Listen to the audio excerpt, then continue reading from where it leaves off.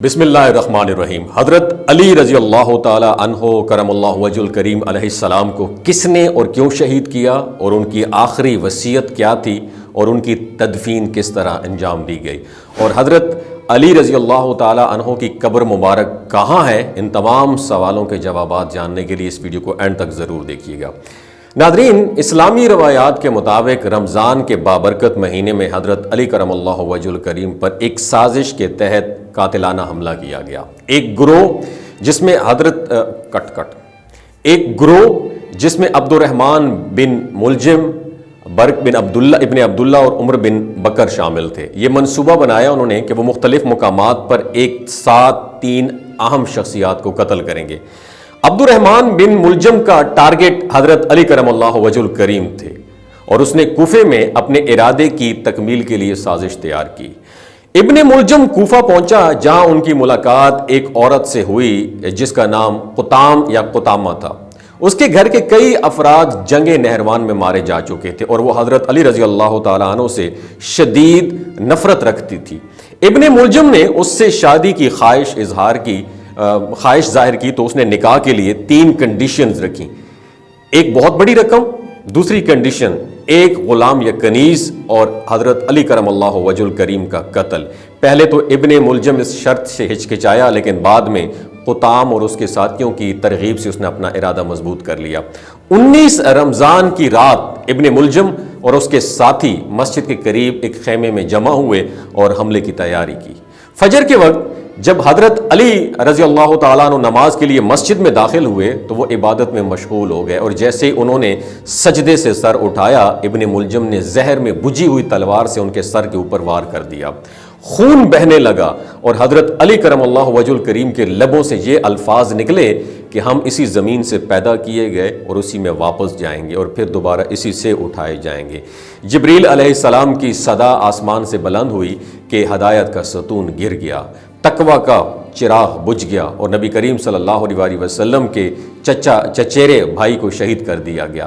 حملے کے بعد قاتل فرار ہونے کی کوشش میں تھا، مگر ایک شخص نے اسے پکڑ کر حضرت علی کرم اللہ وجہ الکریم کے سامنے پیش کر دیا گیا۔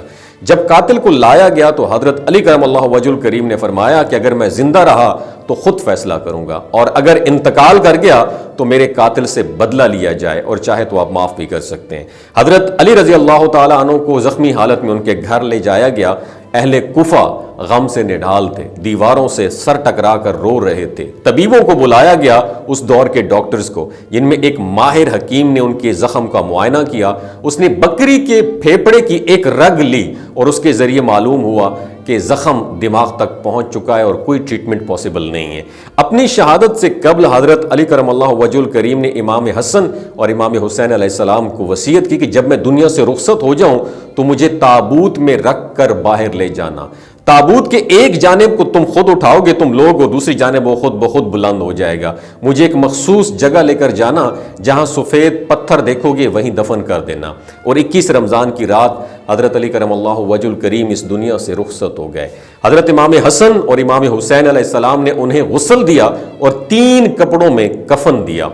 جنازے کی نماز امام حسن علیہ السلام نے 9 تکبیروں کے ساتھ پڑھائی۔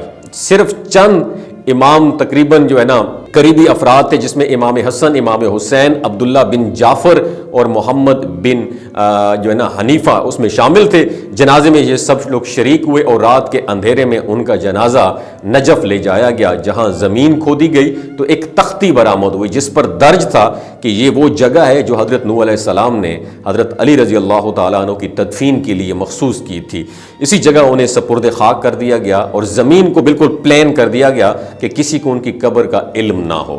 حضرت علی کرم اللہ وجہ الکریم نے اپنی قبر کو مخفی پوشیدہ رکھنے کی وصیت اس لیے کی تھی کہ دشمنوں کی چالوں سے محفوظ رہیں۔ اگر دشمن کو معلوم ہوتا تو وہ قبر کی بے حرمتی کر سکتے تھے، چنانچہ چند قبریں مختلف مقامات پر کھودی گئیں تاکہ اصل مقام مخفی رہے۔ لیکن ایک سوال آج بھی قائم ہے کہ حضرت علی کرم اللہ وجہ الکریم کی قبر کہاں ہے؟ بعض مورخین کے مطابق دارالعمارہ میں، اور بعض کے نزدیک کوفہ کی جامع مسجد کے پاس، اور بعض کے نزدیک عام قبرستان میں آپ مدفون ہیں۔ اس کے علاوہ بھی بہت سارے اقوال ہیں، البتہ کسی خاص جگہ کا تعین نہیں ہے۔ اگر یہ ویڈیو آپ کو اچھی لگی ہو تو دوسروں کے ساتھ یہ انفارمیشن ضرور شیئر کیجیے گا، ہماری اسلامی تعلیمات ہیں۔ اللہ تعالیٰ ہمیں اسلامی تعلیمات پر عمل کرنے کی توفیق عطا فرمائے۔ اپنا بہت خیال رکھیے گا، اللہ حافظ۔ یہ جو گلگت بلتستان کے لوگ ہوتے ہیں نا، ان کی ایوریج عمر 90 سال سے بھی زیادہ ہوتی ہے۔ You know why? کیونکہ یہ لوگ شلجیت استعمال کرتے ہیں۔ شلجیت کے اندر 85 منرلز ہوتے ہیں۔ اگر آپ چیزوں کو جلدی بھول جاتے ہیں، مردانہ کمزوری محسوس کرتے ہیں، اولاد جیسی نعمت سے محروم ہیں، اور آپ سپرم کاؤنٹ آپ کے کم ہیں، ٹیسٹوسٹیرون ہارمون امبیلنس ہے، آپ سدا بہار جوان نظر آنا چاہتے ہیں، خون کی کمی کو دور کرنا چاہتے ہیں، ہڈیوں جوڑوں کے دردوں سے نجات حاصل کرنا چاہتے ہیں، موٹاپا کم کرنا چاہتے ہیں، تو ڈاکٹر اسد محمود کی پیور اینڈ نیچرل شلجیت ضرور استعمال کریں۔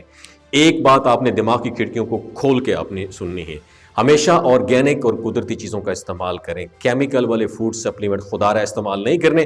اگر آپ ڈاکٹر اسد محمود کی پیور اینڈ نیچرل شلجیت کو آرڈر کرنا چاہتے ہیں، نیچے دیے گئے نمبر پر واٹس ایپ کریں۔